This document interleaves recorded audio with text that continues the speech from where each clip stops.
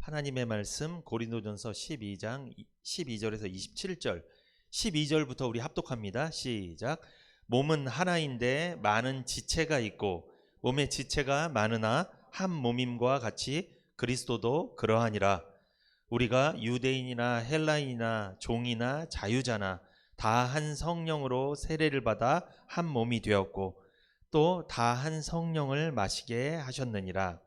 몸은 한 지체뿐 아니요 여럿이니 만일 발이 이르되 나는 손이 아니니 몸에 붙지 아니하였다 할지라도 이로 인하여 몸에 붙지 아니한 것이 아니요 또 귀가 이르되 나는 눈이 아니니 몸에 붙지 아니하였다 할지라도 이로 인하여 몸에 붙지 아니한 것이 아니니 만일 온 몸이 눈이면 듣는 곳은 어디며 온 몸이 듣는 곳이면 냄새 맡는 곳은 어디뇨.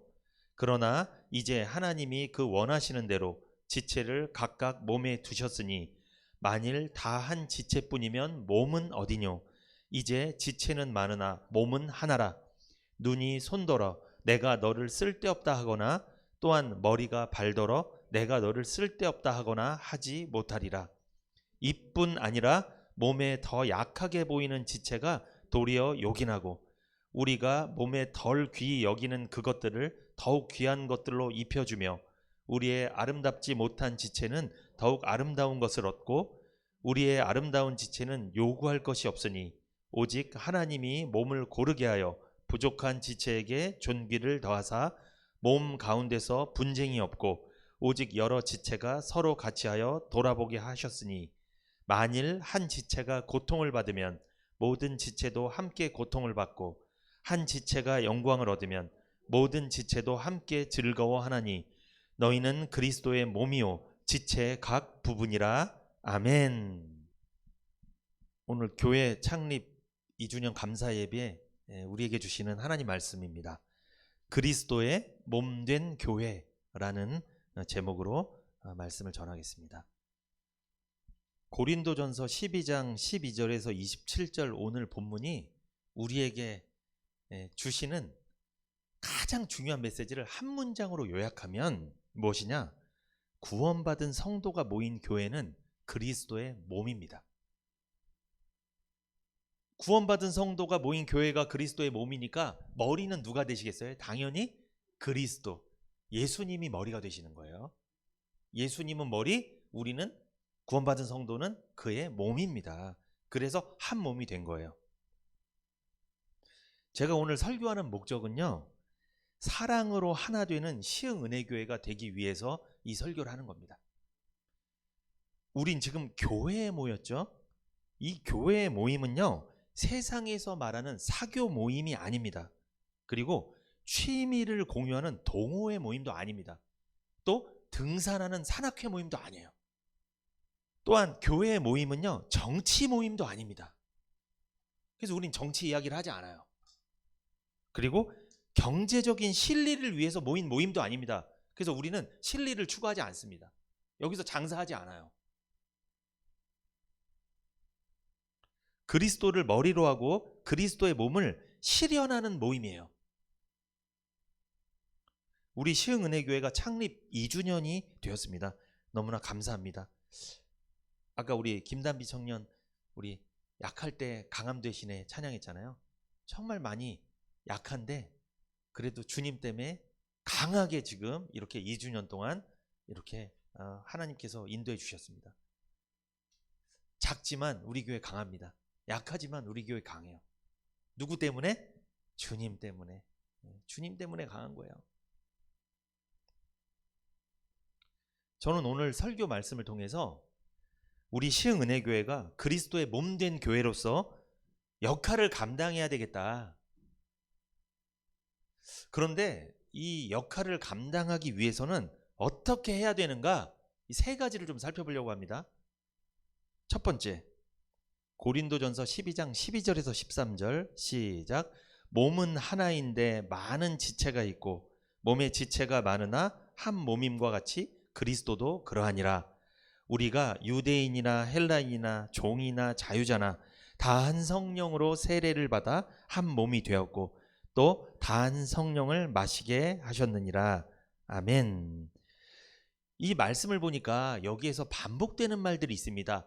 한 몸, 한 성령, 한 몸. 이게 하나 되었다라는 말이 많이 반복되고 있죠. 강조되고 있죠.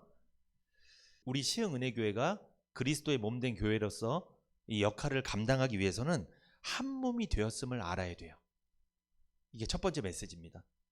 한 몸이 되었음을 알아야 합니다. 그러니까 우리 지금 다양한 분들이 모였어요. 고향도 다양하고, 그죠? 성격도 다양하고, 은사도 다양하고, 재능도 다양하고, 생김새도 다양한 분들이 모였잖아요. 그런데 우리는 몸이 여러 개예요? 한 몸이에요? 한 몸임을 우리는 알아야 된다는 거예요. 고린도전서 12장 12절을 볼까요? 보면 몸은 하나인데 많은 지체가 있고 몸의 지체가 많으나 한 몸임과 같이 그리스도도 그러하니라. 자, 이게 무슨 뜻이에요? 이 바울이 설명하는 거예요. 어떻게? 우리 몸은 하나다. 여러분, 몸이 두 개인 분이 있어요? 하나잖아요. 우리 몸은 하나이지만 많은 지체를 갖고 있습니다. 눈도 있고 코도 있고 입도 있고 팔도 있고 다리도 있고, 그죠? 많은 지체가 있어요.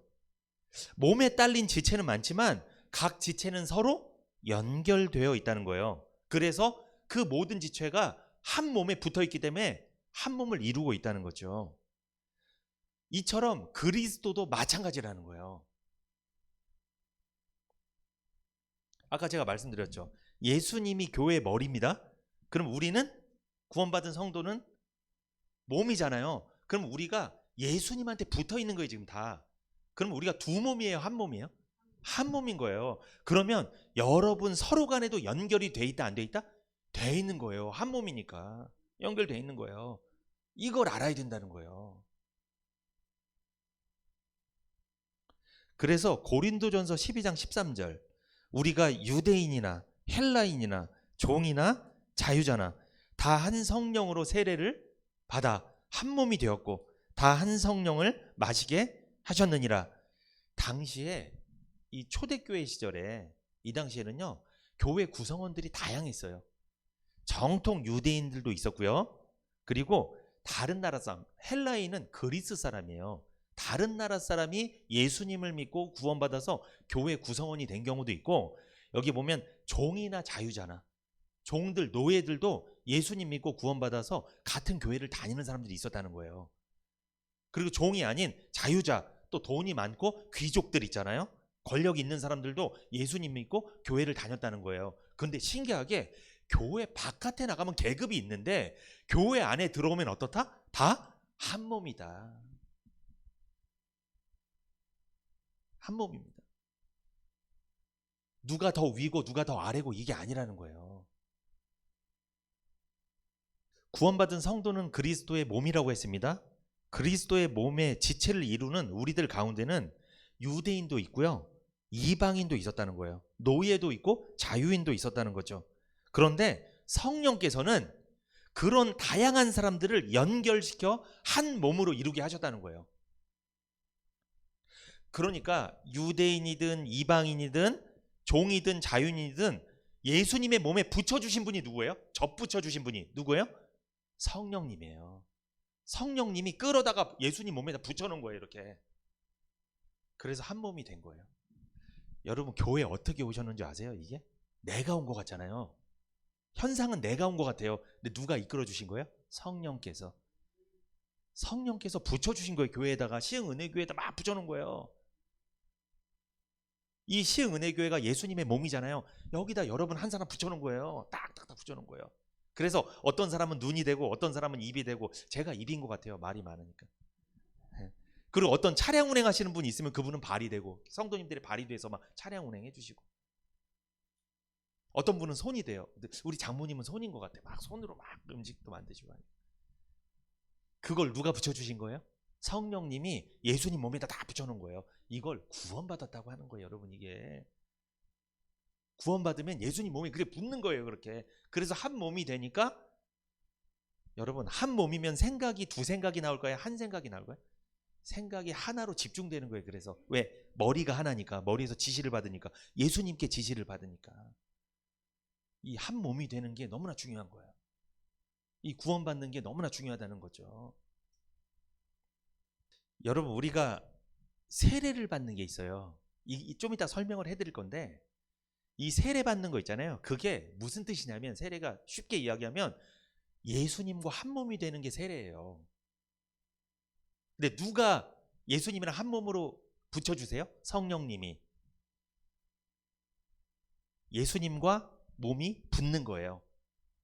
그게 세례입니다. 그래서 13절에 보면 우리가 유대인이나 헬라인이나 종이나 자유자나 다 한 성령으로 뭘 받아? 세례를 받아. 세례를 받았다는 게 예수님 몸에 붙었다는 거예요. 접붙임을 당했다는 거죠. 한마디로 구원받았다는 거예요. 죄사함 받았다는 거예요. 구원의 확신을 갖게 됐다는 거예요.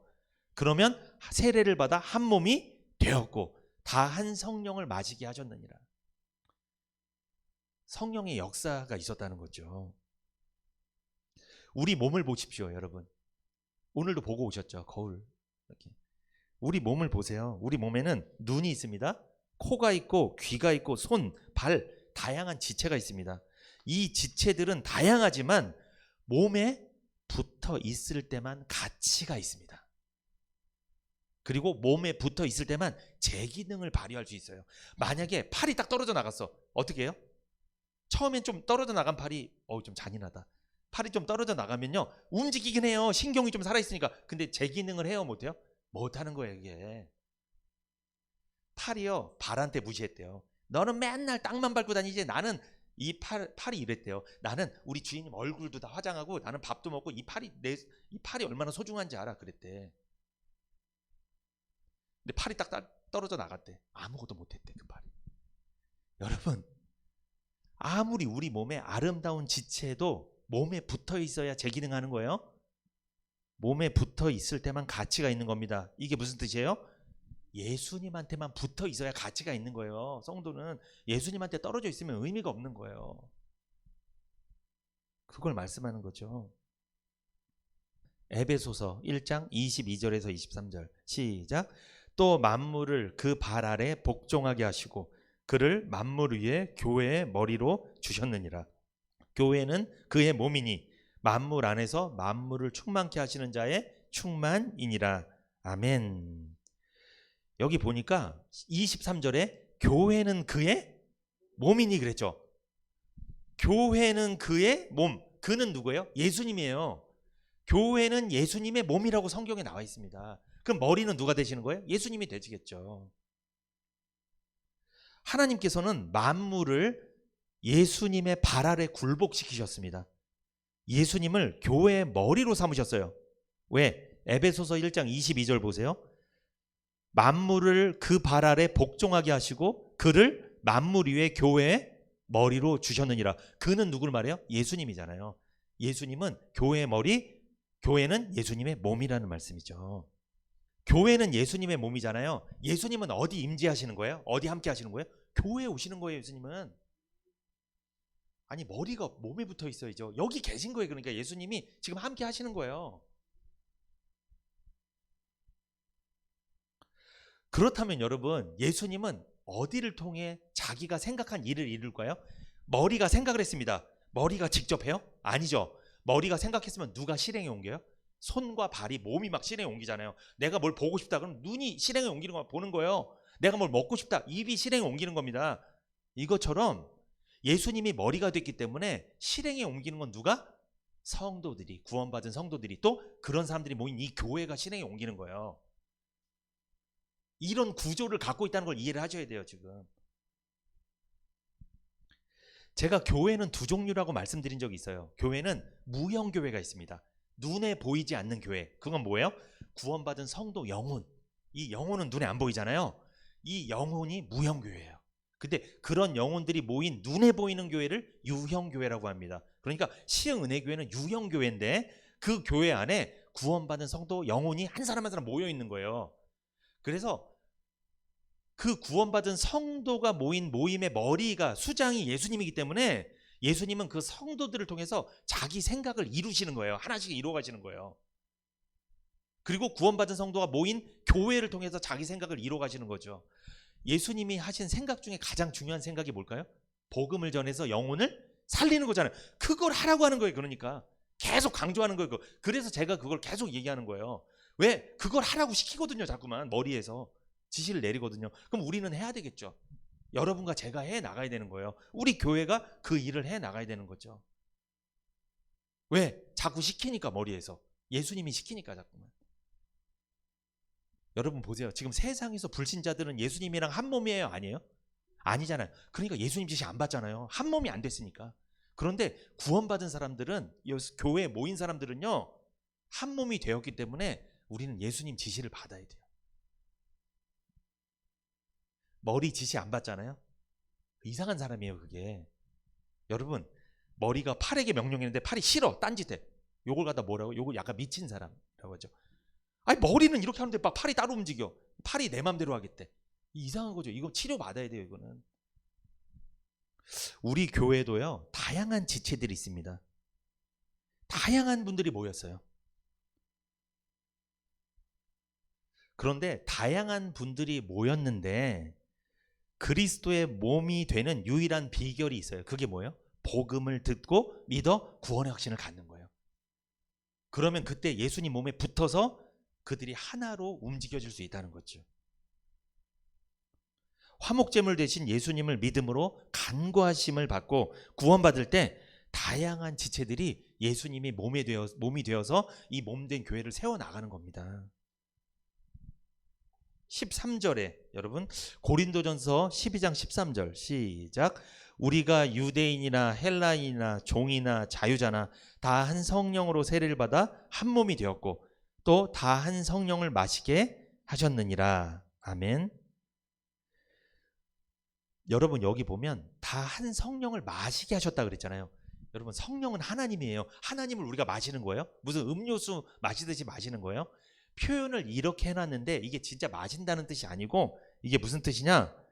성령께서 다양한 사람들을 예수님의 몸에 접붙인다는 거예요. 그러니까 복음을 들을 때 그게 믿어질 때 그 사람이 예수님께 붙여진다는 거죠. 그 교회 예수님의 몸된 지체로 받아들여지게 된다는 거죠. 이게 한 성령을 마시게 하셨느니라 이 뜻이에요. 그러면 여러분 내가 복음을 듣고 구원을 받았어. 죄를 용서받았어. 이 사람은 지금 뭘 마신 거예요? 성령을 마신 거예요. 성령을 마셨다는 것은 예수님의 몸에 붙었다는 거예요. 예수님의 몸의 지체로 받아들여졌다는 거예요. 그래서 그 사람은 팔이 되든 발이 되든 그런 역할을 감당하며 살게 되겠죠. 에베소서 1장 13절 같이 읽어봅니다. 시작. 그 안에서 너희도 진리의 말씀 곧 너희의 구원의 복음을 듣고 그 안에서 또한 믿어 약속의 성령으로 인치심을 받았으니. 자, 여러분은 어떻게 구원받았습니까?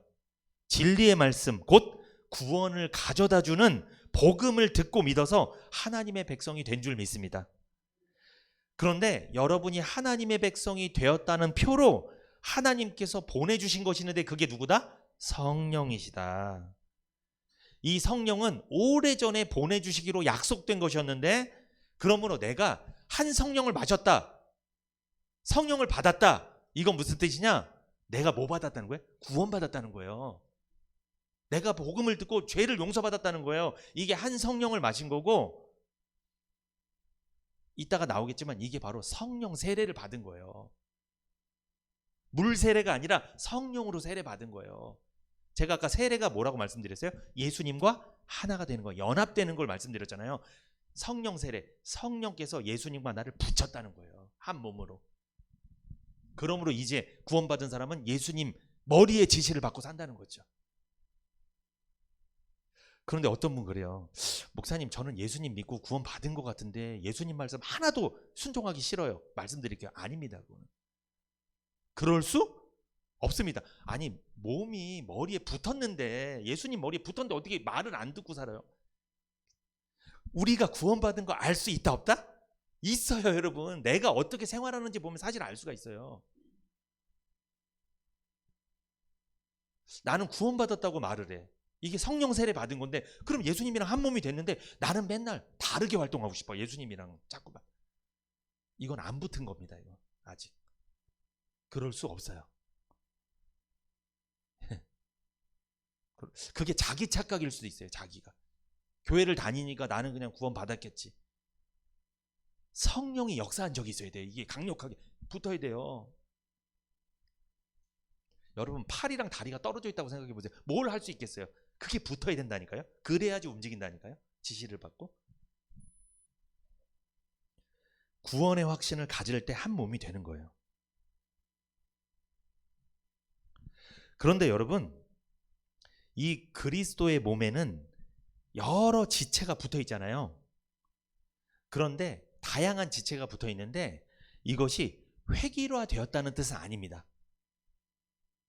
이게 무슨 뜻이냐? 그러면 복음을 듣고 믿을 때 예수님 몸에 붙잖아요. 그러면 붙었는데 다 팔이 되는 거예요? 아니에요? 아니라는 거예요. 그건 기억하셔야 돼요. 손은 손대로, 발은 발대로. 그리고 손을 보시면 손 안에도 5손가락이 있습니다. 그런데 그 5손가락이 하는 기능이 다 달라요.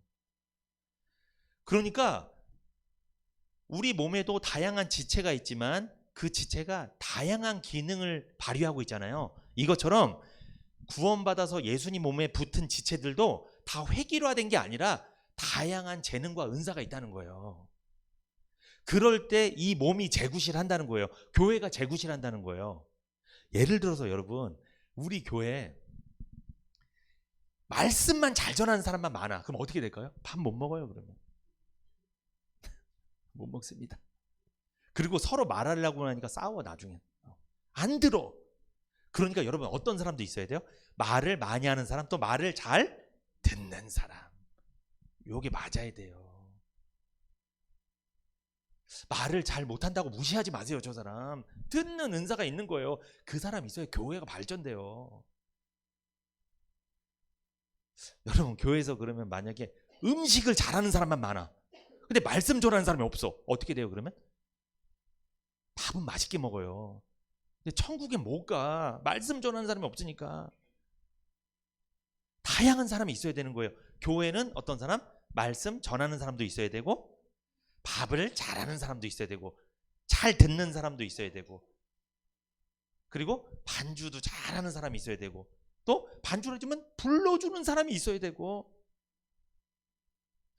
찬양을 잘 부르는 사람이 있어야 되고, 또 잘 들어주는 사람이 있어야 되고, 이게 다 맞아야 된다는 거예요. 너는 왜 이렇게 찬양을 못해? 너는 왜 이렇게 말씀을 못 전해? 이렇게 판단하면 안 됩니다. 그 사람이 거기 있는 이유가 있어요. 있어서 거기 있는 거예요. 잊어버리면 안 돼요. 이걸. 우리는 무슨 몸이라고 했어요? 제가 첫 번째 메시지가 한 몸.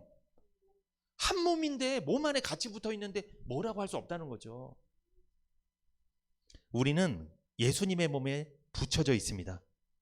우리는 다양한 기질과 성품과 은사대로 쓰임받는 거예요. 교회는 다양한 사람들이 모였습니다. 그런데 서로 어울리고 조화를 이뤄나가는 공동체예요. 우리한테 중요한 거는 조화예요. 하모니, 어울리는 거예요.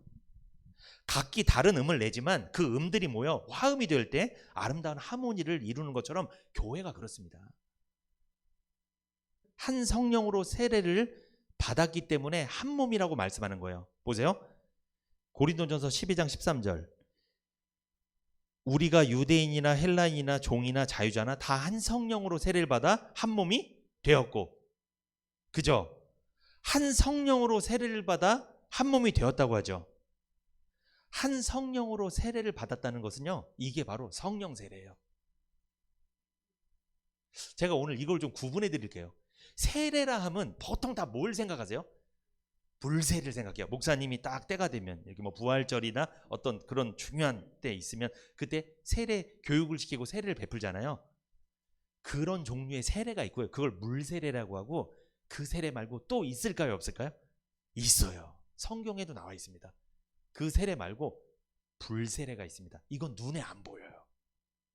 물세례는 눈에 보이는 거예요. 외형적인 거고, 불세례는 내면적인 거예요. 여쭤볼게요. 두 세례 중에 어떤 게 중요할까요? 불세례를 받아야 됩니다, 여러분. 큰일 납니다. 이걸 받지 않으면 큰일 난 거예요. 신앙생활 헛하는 거예요. 헛. 물 세례가 중요하지 않다는 게 아니에요. 그것도 중요하지만 불 세례가 더 중요해요. 근데 보통 교회 다니시는 분들이 나 세례 받았다, 이게 무슨 뜻이에요? 뭐 받았다는 거예요? 나 물 세례 받았다. 그걸로 그게 바로 뭐다? 나는 천국 간다. 이렇게 생각하는 분이 있어요. 그래서 구원 받았습니까? 아, 저 세례교인입니다. 그래요. 아니, 세례 받았냐고 내가 물어본 게 아니라 구원 받았냐? 여러분, 구원 받았냐? 이거는 물 세례 받았냐 물어본 거예요? 불 세례 받았냐 물어본 거예요? 불 세례 받았나? 성령 세례 받았냐 물어본 거예요. 이게 뭐냐면 예수 믿었냐는 거예요. 죄사함 받았냐는 거예요. 구원의 확신이 있냐는 거예요. 예수님과 한 몸으로 붙은 적이 있냐는 거예요. 이거 물어보는 거예요. 그런데 저는 세례교인입니다. 어릴 때 세례 받았습니다. 큰일 납니다. 그걸로 구원받았다고 착각하면 큰일 나는 거예요. 근데 그런 경우가 많았어요. 그러면 고린도전서 12장 13절에 한 성령으로 세례를 받아 한 몸이 되었다. 이거는 물 세례예요? 불 세례예요? 이건 불 세례, 성령 세례 말하는 거예요. 물 세례가 아니에요. 구분하셔야 돼요. 자, 여러분, 마태복음 3장 11절 같이 읽어봅니다. 마태복음 3장 11절 시작.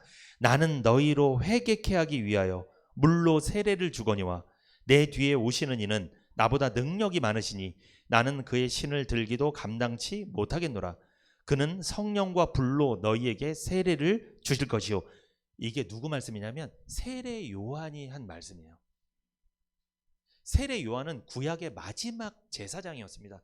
그는 양과 소와 염소를 잡으며 예수님을 기다렸던 사람이에요. 그런데 그가 그토록 기다렸던 예수님이 실제로 오신 거예요. 그래서 보라, 세상 죄를 지고 가는 하나님의 어린 양이다. 그가 고백하잖아요. 그 예수님을 만났는데 예수님이 이런 말씀을 하는 거예요. 나한테 세례를 주라는 거예요.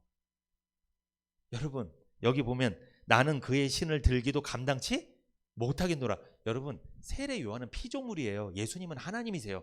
어떻게 피조물이 하나님한테 세례를 줄 수 있어요? 이게 사실 말이 됩니까? 안 됩니까? 안 되잖아요. 그런데 성경에 보면요, 예수님이 진짜 세례 요한한테 세례를 받아요. 그런데 오늘날 우리가 교회에서 베푸는 그냥 물로 이렇게 세례를 주는 정도가 아니라 어떻게 한다? 예수님 물 속에 들어가다 나오는 거예요. 이게 사실 세례가 그렇게 받는 게 성경적이긴 합니다. 물 속에 아예 잠수했다가 이렇게 들어 올리는 거예요. 이렇게 세례를. 예수님 그렇게 하셨다는 거예요. 여러분, 예수님은 세례 받을 필요 있어요? 없어요? 사실 없는 분이에요. 하나님이신데 뭘 세례를 받아요? 세례를 베푸시는 분인데.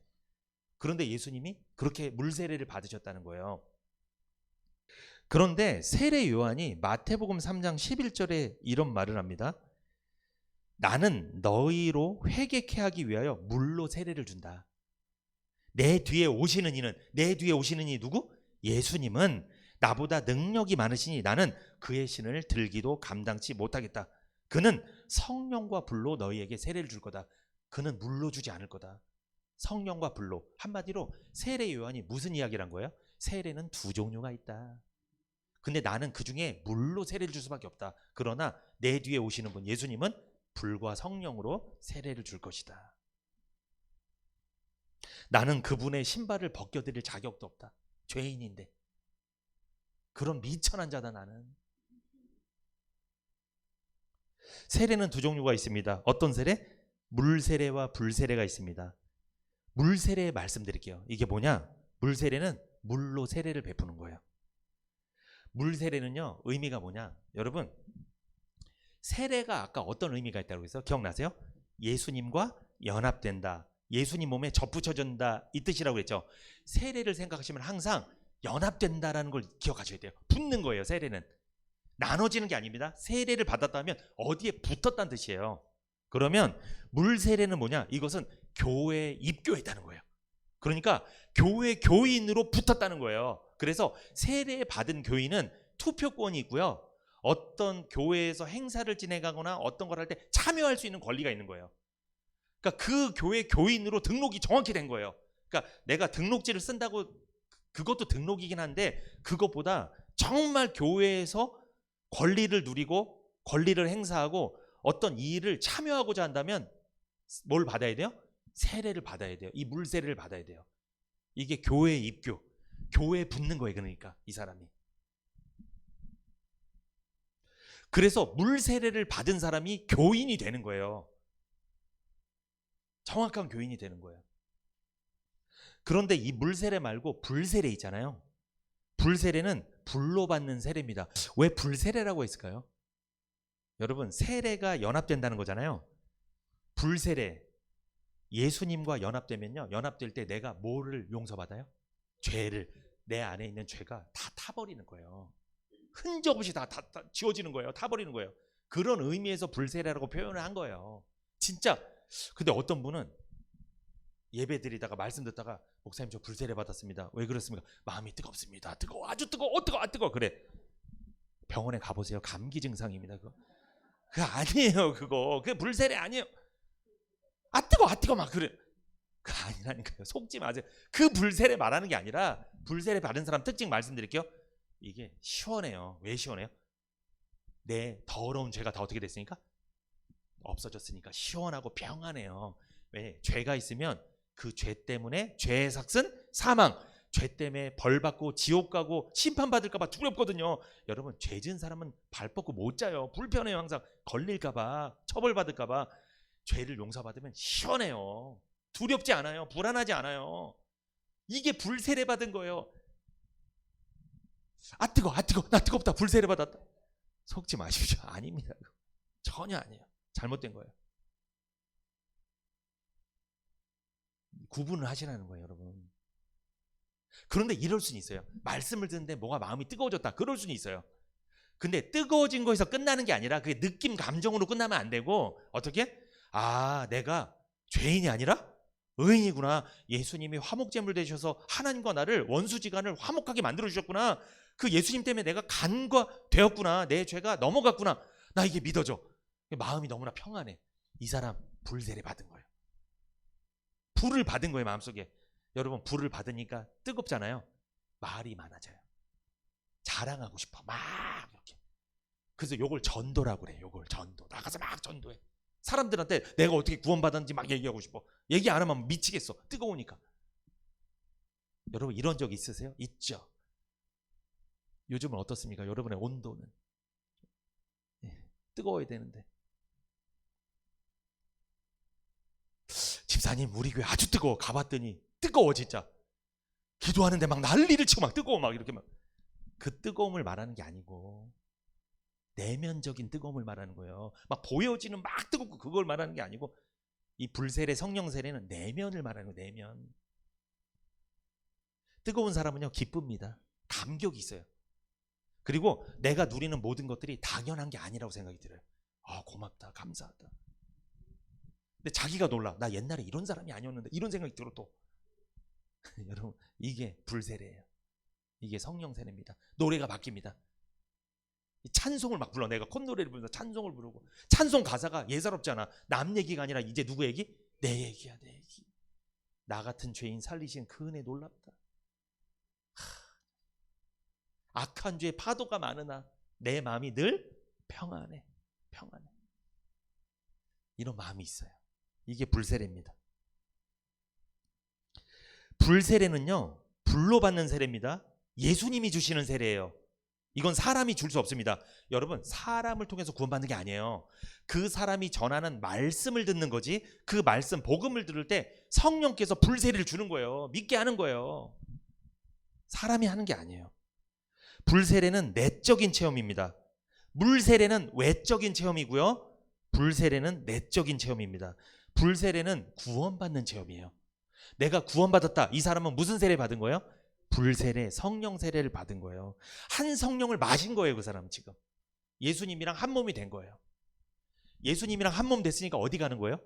천국 가는 거예요. 예수님이 가시니까 같이 따라서 올라가는 거예요. 천국에. 몸이 어디 가겠어요? 붙어서, 머리랑 붙어서 가는 거지. 물세례와 불세례의 관계가 있어요, 여러분. 물세례는 외적인 체험이고 불세례는 내적인 체험이라고 말씀드렸어요. 세례는요, 아까 제가 뭘 말씀드려서 연합이라고 말씀드렸죠. 그런데 이 세례는 예수님과 연합을 말할 뿐만 아니라 중생을 의미하는 거예요. 중생이 뭐예요? 거듭나는 거예요. 구원받는 거예요. 죄인에서 의인으로 바뀌는 거예요. 불신자에서 하나님의 자녀로 바뀌는 거예요. 이 땅에서 죽어서 없어질 사람에서 어디? 천국에 상속받을 사람으로 바뀌는 거예요. 이게 중생입니다. 그러니까 세례는요, 중생을 의미하는 거예요. 거듭남. 그런데 여러분, 물세례는 어디를 위해서 받는 거예요? 물세례는 교회 입교, 교회를 위해서 물세례를 받는 거예요. 물세례 받은 사람이 이제 교회를 위해서 일을 하는 거예요. 헌신하는 거예요. 왜? 교회에 팔로 붙고 다리로 붙고 붙었으니까 그 사람이 차량 운전도 하고 헌신도 하고 다 하는 거예요. 그런데 불세례는 어디에 붙는 거예요? 이거는 연합, 천국으로 붙는 거예요. 그러니까 물세례는 교회를 위해서 물세례를 받고, 불세례는 천국에 들어가기 위해서 반드시 받아야 돼요. 정리해드리면 여러분, 물세례는 누가 받아야 될까요? 그러니까 쉽게 이야기하면 불세례를 받은 사람이 물세례를 받는 거예요. 구원받은 사람이 교인으로 입교가 되는 거예요. 이게 정상이에요, 사실 이렇게. 그런데 한국 교회는 그렇게 할까요, 안 할까요? 안 합니다. 왜냐하면 이 사람이 언제 구원받을지 모르는 거예요, 도대체. 왜? 구원은 우리가 결정할 수 없잖아요. 언제 구원받을지 모르기 때문에 학습을 시킵니다. 그래서 어떻게든 공부라도 시켜서 세례를 주는 거예요. 이것도 뭐 나쁜 건 아니에요. 그런데 물 세례를 받았다고 해서 불세례를 받은 건 아닙니다. 이거 명심하셔야 돼요, 이게. 그런데 만약에 불세례를 받았는데 물세례 못 받고 죽었어. 어디 갈까요, 이 사람? 천국. 대표적으로 성경에 나오죠. 우평강도 물세례 못 받았어요. 왜? 바로 가야 되니까, 죽은 다음에. 그 죽을 때 예수 믿었어요. 그 사람 불세례 받고 간 거예요. 천국에 들어간 거예요. 근데 교회 일은 못했죠. 교회 다닐 시간이 없었는데. 예, 예, 맞아요. 예, 어머니, 우리 권사님 어머니. 예. 그런데 여러분, 세례는요, 주님이 명령하신 거예요. 마태복음 28장 볼까요? 19절 같이 읽어봅니다. 마태복음 28장 19절 시작. 그러므로 너희는 가서 모든 족속으로 제자를 삼아 아버지와 아들과 성령의 이름으로 세례를 주고. 자, 주님이 마지막에 승천하시면서 제자들에게 말씀합니다. 너희는 가서 모든 족속으로 제자를 삼아 아버지와 아들과 성령의 이름으로 뭘 주고? 세례를 주고. 세례는 해도 되고 안 해도 되는 게 아니에요. 주님께서 반드시 하라고 명령하셨어요. 세례를 줘라. 마태복음 3장 13절에서 15절 시작. 이때 예수께서 갈릴리로서 요단강에 이르러 요한에게 세례를 받으러 하신대 요한이 말려 가로되 내가 당신에게 세례를 받아야 할 터인데 당신이 내게로 오시나이까? 예수께서 대답하여 가라사대 이제 허락하라. 우리가 이와 같이 하여 모든 의를 이루는 것이 합당하니라 하신대 이에 요한이 허락하는지라. 예수님이 세례 요한한테 와서요, 세례 받으러 오신 거예요. 근데 세례 요한이 하려고 해서 안 하려고 그랬어요? 안 합니다. 왜? 내가 당신에게 세례를 받아야 할 터인데 내가 어찌 주겠습니까? 요한이 말한 내가 당신에게 받아야 할 세례는 무슨 세례 말하는 거예요? 불세례. 한마디 이거예요. 나도 구원받아야 될 사람인데 내가 당신에게 어떻게 세례를 주겠습니까? 못합니다. 그러니 예수님이 15절에 예수께서 대답했습니다. 이제 허락하라. 하라는 거예요, 세례를. 우리가 이와 같이 하여 모든 의를 이루는 것이 합당하니라. 이에 요한이 허락하는지라. 여기 보면 모든 의를 이루어야 한다고 그랬죠. 요게 해석을 해드릴게요.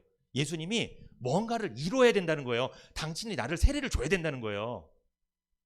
당신이 보기에는 이해가 안 되는 일이지만 그건 해야 된다는 거예요.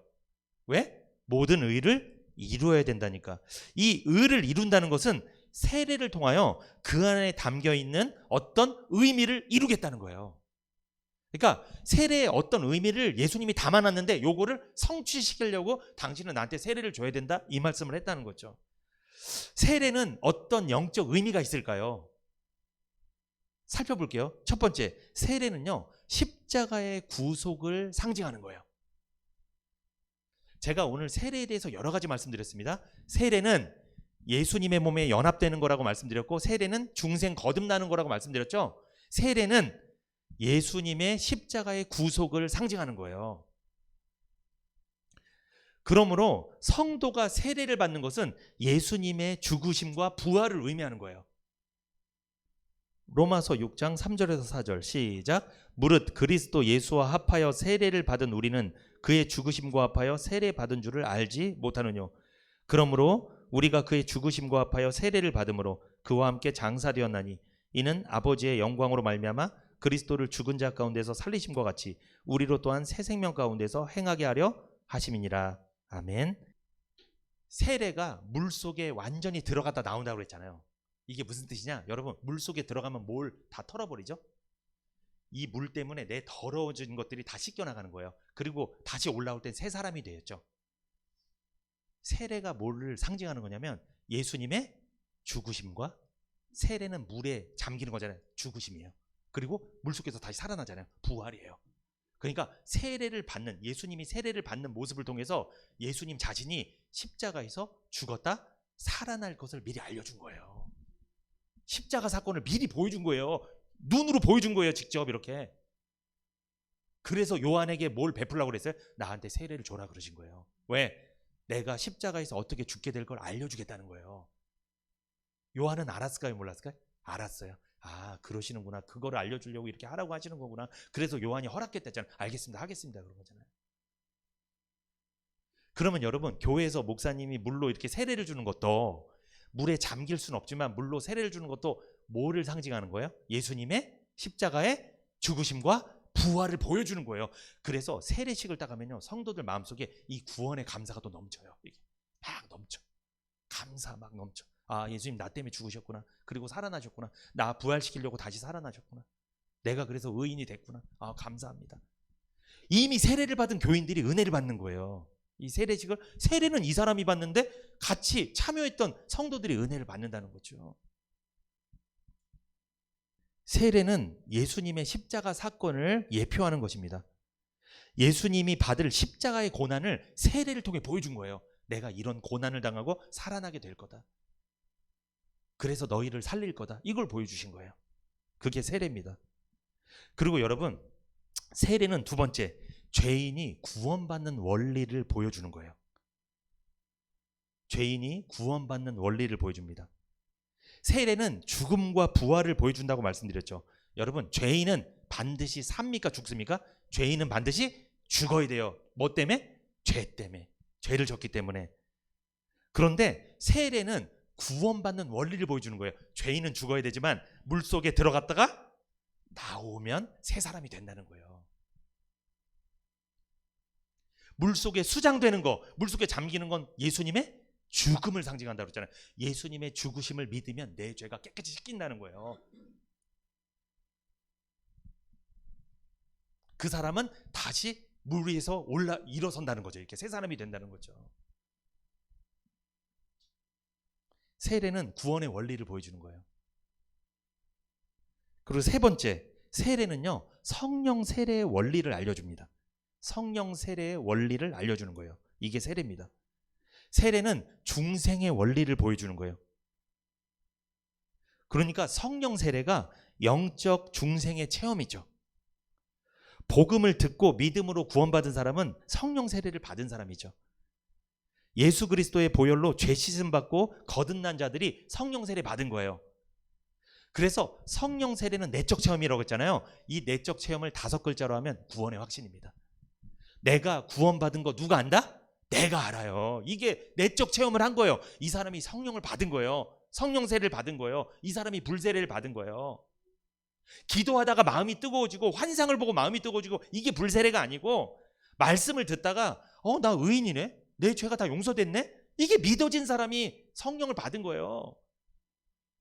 위축되지 마세요. 근데 밖에 나가면 뭐 진짜 환상 보고 불 받은 사람이 더 강력해. 보면 그 사람들, 그 사람 앞에 가면 말도 못해. 왜? 나는 그런 체험 못했으니까. 얘기해 주세요. 그거 잘못됐다고. 그거는 빨리 병원 가보시라고. 빨리. 그래야 돼요. 그 얘기해 줘야 돼요. 그 얘기 안 해주면 계속 그런 데만 돌아다니거든요. 계속 그렇게 막. 큰일 납니다, 여러분. 마태복음 3장 16절에서 17절 앞에 있습니다. 시작.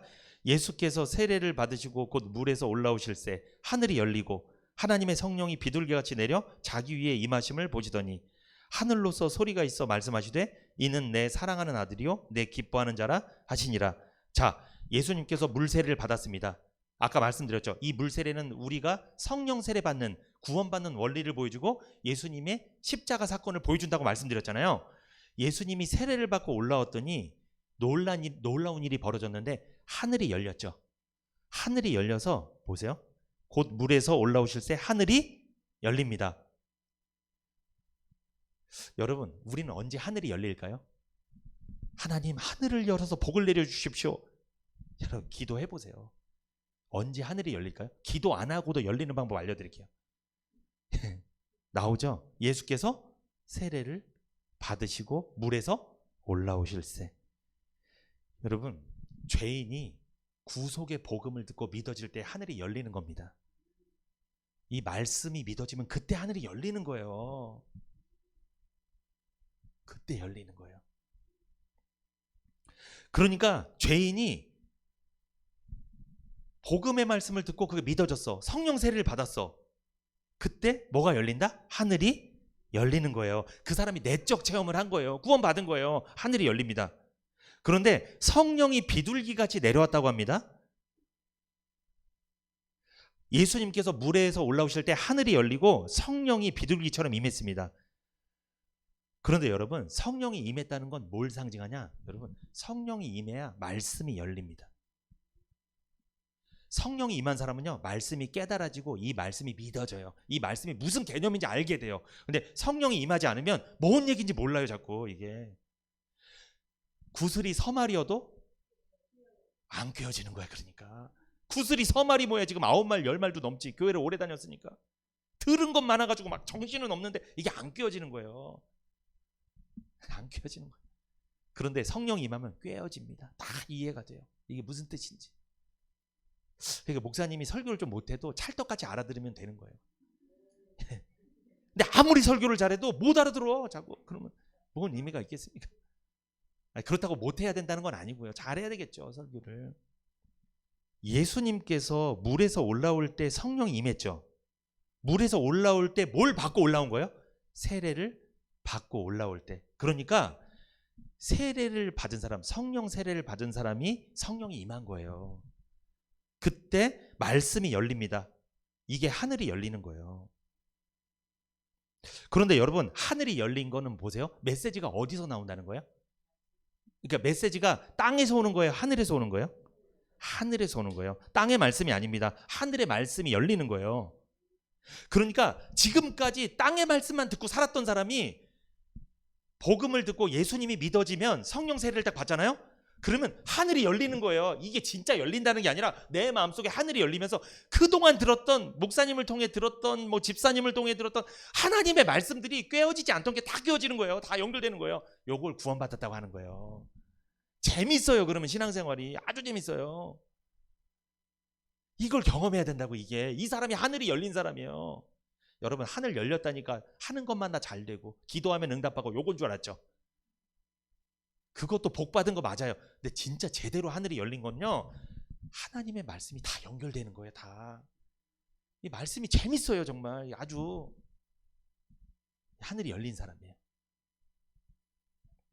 성령 세례 받은 사람은 땅의 말씀이 아닌 하늘이 열렸으니까 어디서? 하늘의 말씀을 받고 삽니다. 그런데 성령 세례 받은 사람은 땅의 메시지와 하늘의 메시지를 분별합니다. 그래서 이 말씀을 딱 들어보면 율법인지 복음인지, 이 말씀을 들어보면 행위인지 은혜인지, 이 말씀을 들어보면 복음인지 다른 복음인지, 이 말씀을 들어보면 복음인지 거짓교리인지 이단인지 분별을 합니다. 분별하는 능력이 있어요. 이 사람이 하늘이 열린 사람이에요. 기도하는 것보다 다 응답받는 게 하늘이 열린 게 아니고, 내가 어떤 말씀을 유튜브에서 딱 봤는데 요건 좀 아니네? 분별이 된다. 열린 거예요. 이 사람 제대로 열린 거예요. 그래서 그 사람 이상한 길로 빠지지 않는다는 거예요. 여러분, 이단에 안 빠지고 있습니까? 그러면 하늘이 열리신 거예요. 지금 아무래도 이거 들어보니까 좀 이상해. 이거 열린 거예요. 열려야지 분별이 되는 거예요. 근데 하늘이 안 열리면 어떻게 될까요? 다 쫓아다니는 거예요. 그냥 어디든 다 이것도 맞고 저것도 맞고. 분별이 안 돼서 그렇습니다. 여러분, 예수님께서 세례를 받고 물 위에서 올라올 때 메시지가 어디서 왔어요? 땅에서 왔어요? 하늘에서 왔어요? 하늘에서. 그러므로 죄인이 복음을 듣고 성령 세례를 받으면 메시지가 어디서 오는 거예요? 하늘에서 옵니다. 하늘의 메시지를 받게 됩니다. 그런데 거기 보세요. 17절, 마태복음 3장 17절. 하늘로서 소리가 있어 말씀하시되 이는 내 사랑하는 아들이요 내 기뻐하는 자라. 예수님께서 세례를 받고 물 위에 올라오실 때 하늘에서 메시지가 들렸습니다. 음성이 내 사랑하는 아들이요라고 하죠. 내 사랑하는 아들. 이건 땅에서 울린 음성이에요? 하늘에서 울리는 음성이에요? 하늘에서 울린 음성입니다. 여러분, 죄인이 복음을 듣고 구원받잖아요. 여러분, 이 복음은 땅에서 온 거예요? 하늘에서 온 거예요? 하늘에서 온 메시지잖아요. 이 복음을 딱 들으면 어떤 생각이 드냐면 마음속에서 나 하나님 아들이구나, 이 생각이 들어요. 예수님은 세례를 받고 물 위에 올라올 때 진짜 음성이 들린 거예요. 내 사랑하는 아들이라고. 근데 우리는 그거 아닙니다, 여러분.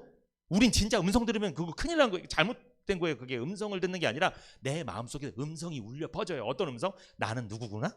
하나님의 자녀구나. 나 죄인인 줄 알고 평생 살았는데 아니구나. 예수님 통해서 내 죄가 다 용서된 거구나. 나 하나님의 자녀구나. 아들이었구나. 요걸 알게 돼요. 요게 내 사랑하는 아들이요, 요 뜻이에요. 그러므로 구원받은 사람은 자기가 알아요. 자기가 하나님 아들인지, 자기가 천국 갈지 알아요, 자기가. 여러분, 이런 경험 해보신 적 있어요? 이게 구원의 확신이에요. 이게 이런 경험을 하셔야 돼요. 근데 아무리 말씀을 들어도 내가 하나님 자녀가 아닌 것 같아. 자꾸 그런 생각만 들어. 이거는 내 사랑하는 아들이 음성을 못 들은 거야, 아직. 이게 안 울려 퍼진 거야, 마음속에. 말씀은 많이 아는데 확신이 없는 거야, 이 사람은. 이 사람은 다시 상담을 받아야 되겠죠. 내 사랑하는 아들이요. 내가 하나님의 자녀라는 확신이 마음속에 강하게 드는 거예요.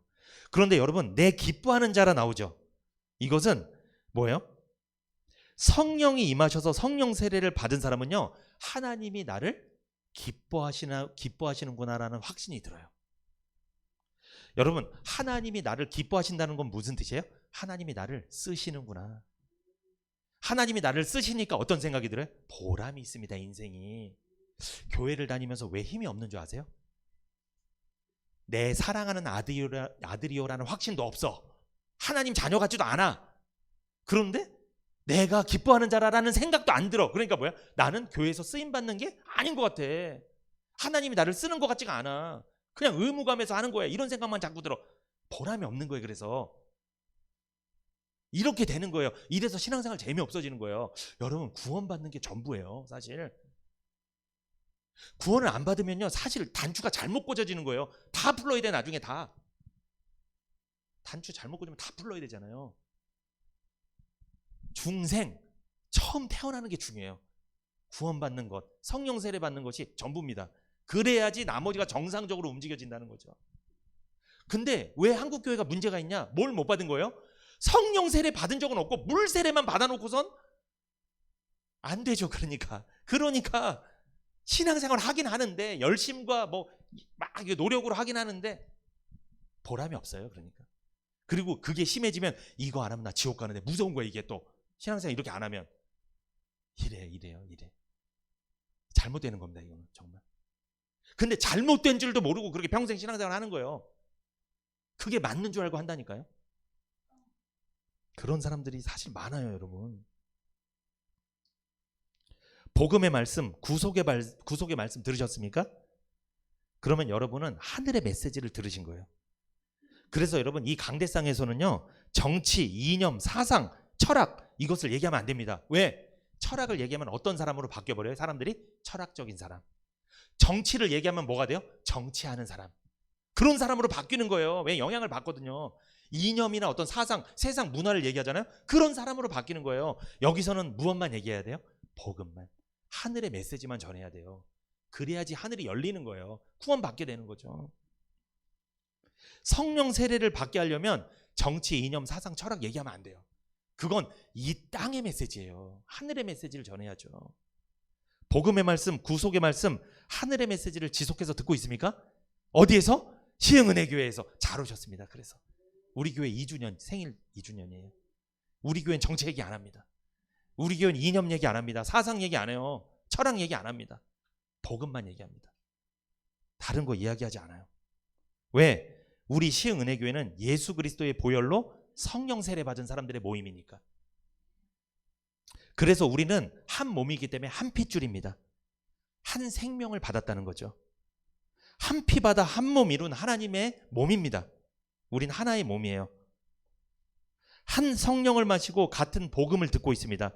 같은 교단 안에 같은 교회의 형제 자매입니다. 여러분, 한 몸이란 말은 어떤 의미가 있을까요? 한 몸. 계급과 차별이 있을 수 없다는 거죠. 유대인이나 헬라인이나 종이나 자유자나 차별이 있을 수 없다는 말이 한 몸이란 뜻이에요. 유대인이나 헬라인이나 자유자나 노예나 그리스도 안에서는 다 하나입니다. 한 몸입니다. 한 교회의 구성원으로서 내 집안의 크고 작음이나 학벌의 크고 작음이나 지식이 크고 작음이나 재물의 크고 작음으로 차별이 있을 수 없다는 거죠. 교회 안에 직분은 계급이 아닙니다. 기능상의 차이임을 명심하십시오. 그래서 여러분, 계급이 아니에요. 이런 분 있어요. 교회 가면 목사님 짱, 장로님 2등, 권사님 3등 뭐 이런 분 있어. 잘못한 거예요. 그거 잘못 배운 거예요. 계급이 아니에요, 여러분. 군대는 계급이 있어요. 계급대로 해야 돼요. 여기는 군대가 아니에요, 여러분. 계급이 아니고요. 기능상의 차이야, 기능상. 목사님은 뭐 하는 사람? 말씀을 전해주는 사람. 우리 성도님들은 말씀을 듣고 순종하고 헌신하고 하나님께 영광 올려드리는 사람. 기능이에요. 그러니까 말하는 사람은 왕이고 말 듣는 사람은 맨날 뭐 신하고, 이게 아닙니다. 그렇게 생각하시면 안 됩니다. 여러분, 교회 집에서 보세요. 집에서 아빠가 왕이에요? 아닌 것 같은데. 엄마가 왕입니까? 그것도 아니에요. 애들이 왕입니까? 그런 게 어디 있어요. 주님이 왕입니다. 집에서도 다 똑같은 거예요. 왜? 주님 안에 아빠는 무슨 역할? 팔이랑 발의 역할이에요. 왜? 돈 벌러 가야 되니까. 팔. 엄마는 이 말을 많이 하니까 잔소리도 많이 하고, 엄마는 이 역할. 물론 엄마도 팔, 다리 역할 하는 분 있어요. 열심히 돈 벌고. 자녀들은 무슨 역할? 역할이 있어요. 자녀들도 나름. 없는 게 아닙니다. 다 이유가 있는 거예요. 주님이 왕입니다. 누가 왕이 아니에요. 우리가 한 몸이기 때문입니다. 우리 시흥은혜교회 구성원 전체는 성령의 역사로 예수님으로부터 한 피 받아 한 몸 이룬 형제요, 서로 하나의 몸인 것을 기억하시고 신앙생활 아름답게 하시기를 축복합니다.